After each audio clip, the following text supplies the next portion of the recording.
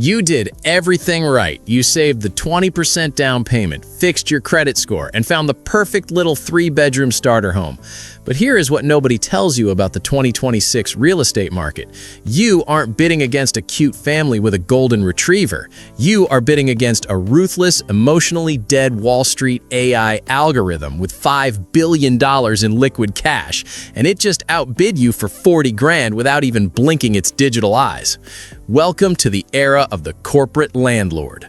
While you were distracted by remote work and interest rates, private equity firms basically played a giant game of Monopoly with American real estate, and they bought all the greenhouses. They scooped up hundreds of thousands of starter homes, slapped on a coat of cheap gray paint, and put them right back on the market to rent them back to you at double the price.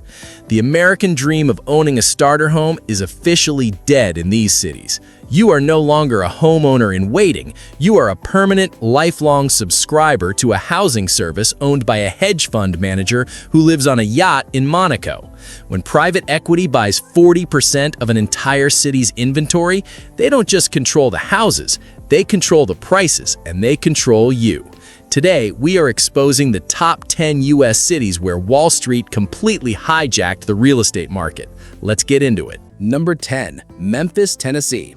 Memphis has always been famous for incredible blues music, world-class barbecue, and a deeply authentic Southern culture. The stats? It also has some of the cheapest real estate in the country, which made it an absolute buffet for corporate investors. In recent years, institutional buyers have snatched up over 30% of all single-family homes sold in the Memphis area. But here is what nobody tells you. Memphis isn't just a music city anymore. It is a giant cash printing machine for New York investment firms. The houses are cheap, but the local wages are incredibly low. So when a hedge fund buys up an entire working-class neighborhood in cash and systematically raises the rent by 15% every single year, the locals are completely crushed. Trying to buy a starter home in Memphis right now is like trying to buy a single slice of pizza while a billionaire stands next to you and aggressively buys the entire pizzeria just to charge you an entry fee. You are competing against entities that don't even look at the houses before buying them. They just see a zip code, run a yield algorithm, and wire the cash. Picture this. You're sitting on the porch of a classic Memphis bungalow. The warm evening air smells like hickory smoke and perfectly slow-roasted ribs. You can hear the faint, soulful sound of a saxophone drifting from downtown. Then your phone buzzes with an automated text message from an unlisted corporate number informing you that your corporate overlords have dynamically priced your lease renewal, your rent is going up by $400, and if you don't agree within 24 hours, an AI bot will automatically terminate your residency. Number 9. Las Vegas. Las Vegas is the undisputed capital of high-stakes gambling, neon lights, and questionable weekend decisions. The stats? Aside from the casinos, it is also a massive suburban sprawl where private equity firms have aggressively bought up around 25% of the starter home inventory. But here is what nobody tells you. The house always wins, and in 2026, the house is owned by Vanguard. Las Vegas is a highly transient city. People move in, people move out, and the service industry workers desperately need affordable starter homes.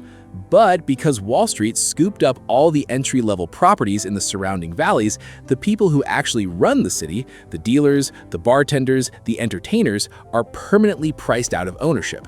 Living in a corporate-owned Las Vegas neighborhood is like playing a slot machine where the machine is your house, and every month it just aggressively reaches into your pocket and steals your chips. There's absolutely zero community culture because your neighbors are either short-term renters or completely empty corporate hold properties waiting for the algorithm to dictate the optimal rental price. Picture this. You just got back from a beautiful afternoon at Jacksonville Beach. The ocean's salt water is drying in your hair. You walk up to your cute, coastal-style 3-bedroom home feeling completely relaxed. Then you try to open the front door, but the corporate smart lock blinks red because the auto-pay system glitched out. Your rent was technically 3 minutes late, and the algorithmic landlord has temporarily suspended your access to the building until you pay a $150 digital unlock fee. Number 8. Jacksonville, Florida. Jacksonville is massive. It's geographically the largest city in the continental United States, offering miles of beaches and a booming population. The stats? It's also a massive playground for institutional investors who have routinely purchased up to 30% of the available homes in certain zip codes, turning entire Sunbelt neighborhoods into corporate rental farms. But here's what nobody tells you. All that extra space doesn't mean anything when you're not legally allowed to own it. Wall Street specifically targeted Jacksonville because of the explosive population growth and the massive influx of people fleeing high-tax states. They knew that if they bought the supply, the desperate transplants would have no choice but to rent. Renting a corporate-owned starter home in Jacksonville is like dating someone who only texts you when they need money and completely ghosts you when you need help. Your house is managed by a third-party shell company that uses an app for maintenance requests. If your AC breaks in the middle of a 100-degree Florida swamp summer, you aren't calling a landlord, you're submitting a digital ticket to a cloud-based server that has a 72-hour automated response time. Picture this. You just got back from a beautiful afternoon at Jacksonville Beach. The ocean's saltwater is drying in your hair. You walk up to your cute, coastal-style 3-bedroom home feeling completely relaxed. Then you try to open the front door, but the corporate smart lock blinks red because the auto-pay system glitched out. Your rent was technically 3 minutes late, and the algorithmic landlord has temporarily suspended your access to the building until you pay a $150 digital unlock fee. Number 7. Charlotte, North Carolina. Charlotte is a massive banking and financial hub, famously known as the home of Bank of America. The stats? Naturally, the financial overlords looked right into their own backyards and started buying. In peak buying seasons, institutional investors accounted for over 33% of all single-family home purchases in the Charlotte metro area. But here is what nobody tells you. Working in the financial sector to save up for a house, only to be outbid by the exact financial sector you work for, is a soul-crushing paradox. Charlotte is full of highly educated young professionals who make fantastic salaries, but it mathematically doesn't matter. You cannot save money fast enough to beat a hedge fund that buys blocks of houses in bulk, waives every single inspection, and closes in cash in 48 hours. Trying to buy a starter home in Charlotte is essentially like paying for your own kidnapping. You work 50 hours a week for a massive bank, you deposit your paycheck into that bank, and then you pay 40% of your income in rent back to a subsidiary of that exact same bank because they bought the only 3-bedroom house in your school district. It is a perfectly closed loop of financial misery. Picture this.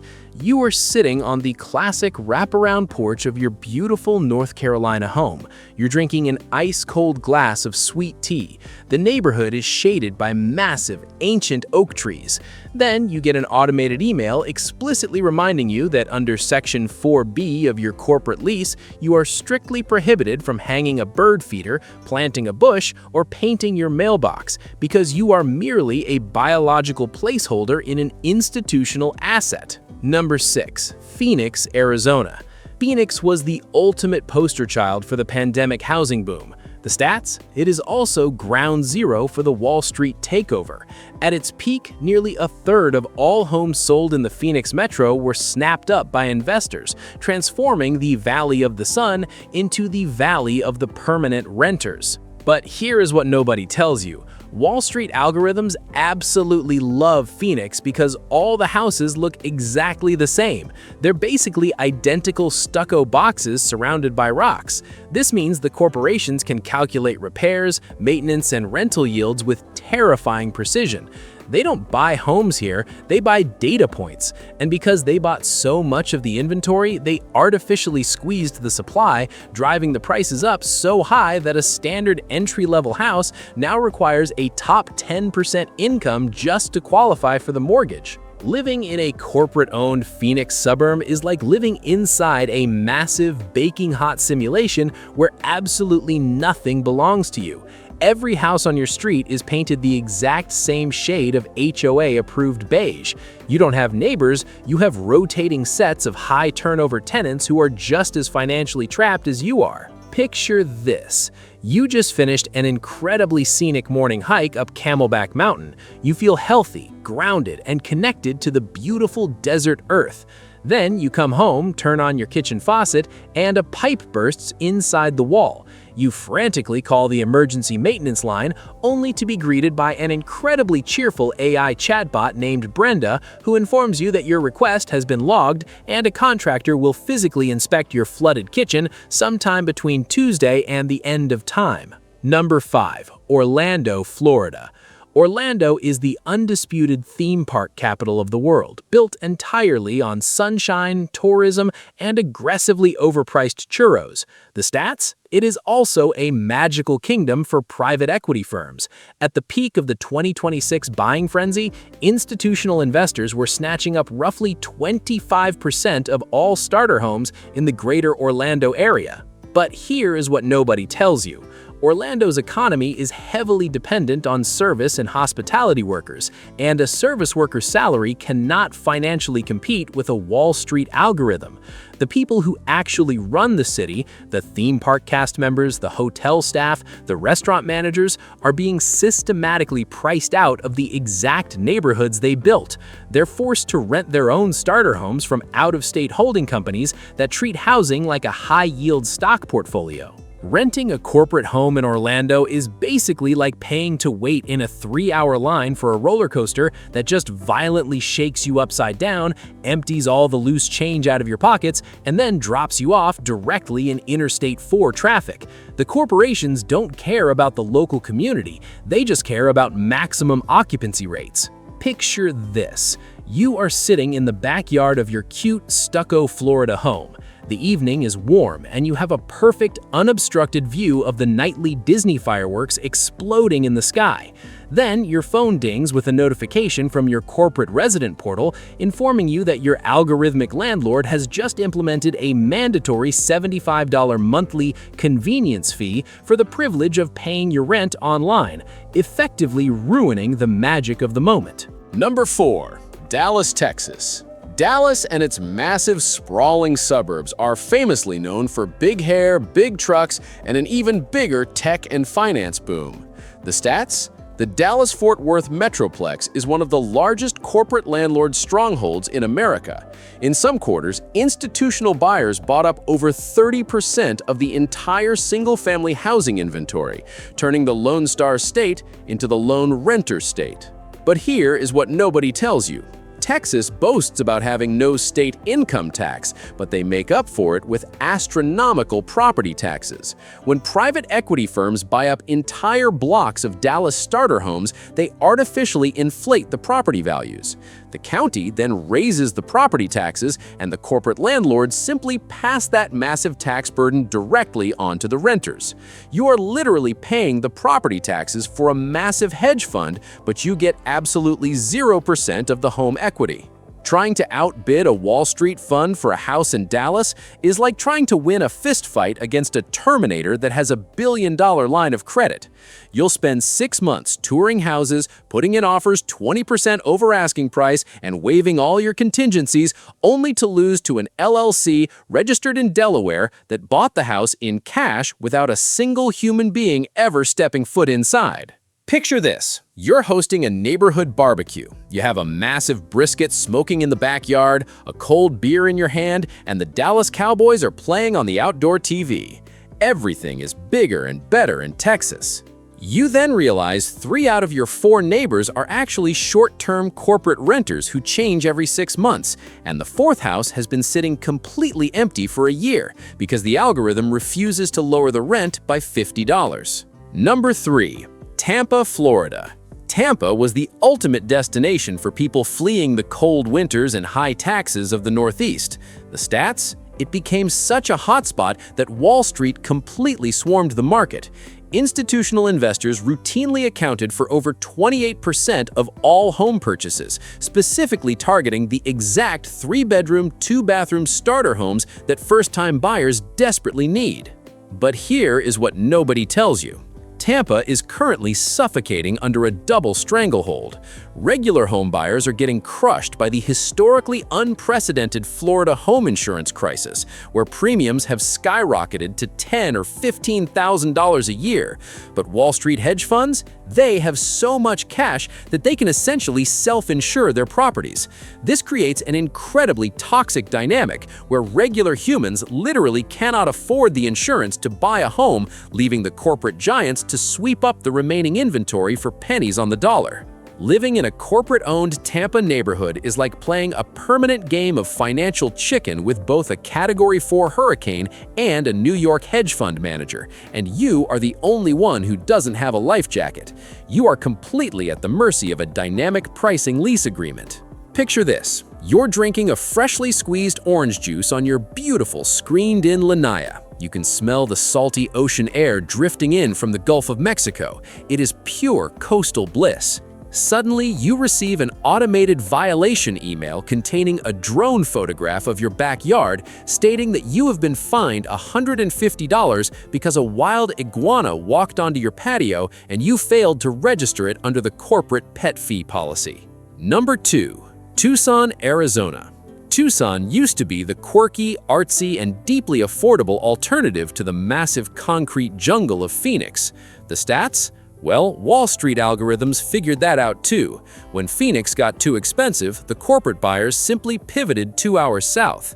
Investors have bought up over 25% of Tucson's available housing, completely hijacking the market. But here is what nobody tells you. Tucson doesn't have the massive corporate job market that Phoenix does. The local economy is driven by the university, small businesses, and retirees. So when out-of-state holding companies buy up a quarter of the housing supply and force the rental prices to match California levels, the local population is financially decimated.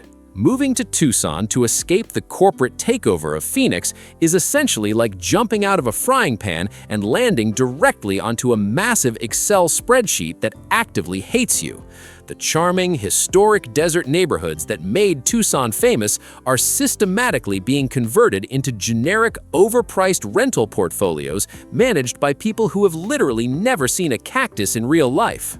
Picture this. You're sitting by a fire pit in your backyard. The desert sky is crystal clear, and you're staring up at a breathtaking canopy of stars. The quiet of the Sonoran Desert is deeply healing. Suddenly, the silence is violently interrupted by the mechanical buzzing of a corporate-hired drone hovering over your fence, doing its monthly automated scan of your property to ensure your trash cans are exactly 18 inches away from the curb. And finally, ground zero for the Wall Street real estate takeover, Atlanta, Georgia. The stats here are absolutely terrifying. At the peak of the corporate feeding frenzy, institutional investors were buying up an unbelievable 40% of all single-family starter homes in the Atlanta metro area. Almost half the market gone. But here is what nobody tells you. The corporate overlords in Atlanta aren't just outbidding you on existing houses anymore. They've evolved. Now they're building entire massive subdivisions known as build-to-rent communities. You aren't even getting a chance to put an offer on these houses because the hedge fund buys the entire 300-home neighborhood directly from the builder before the concrete on the driveways is even poured. The Atlanta housing market is basically the Matrix, but instead of using human beings as copper-top batteries to generate electricity, they're using millennials and Gen Z as biological rent generators to fund their quarterly dividends. You are living in a permanent subscription-based reality where the concept of building generational wealth has been completely deleted from the source code. Picture this. You're driving through a pristine, brand-new Atlanta suburb. The pine trees are gorgeous, the streets are clean, and the houses look like perfect modern family homes. It looks like the ultimate manifestation of the American dream. Then you look closer and realize every single house has the exact same digital keypad on the door. There are 0 for sale signs anywhere, and you realize you're not driving through a neighborhood. You're driving through an open-air corporate holding facility owned by a single LLC registered to a P.O. box in Delaware.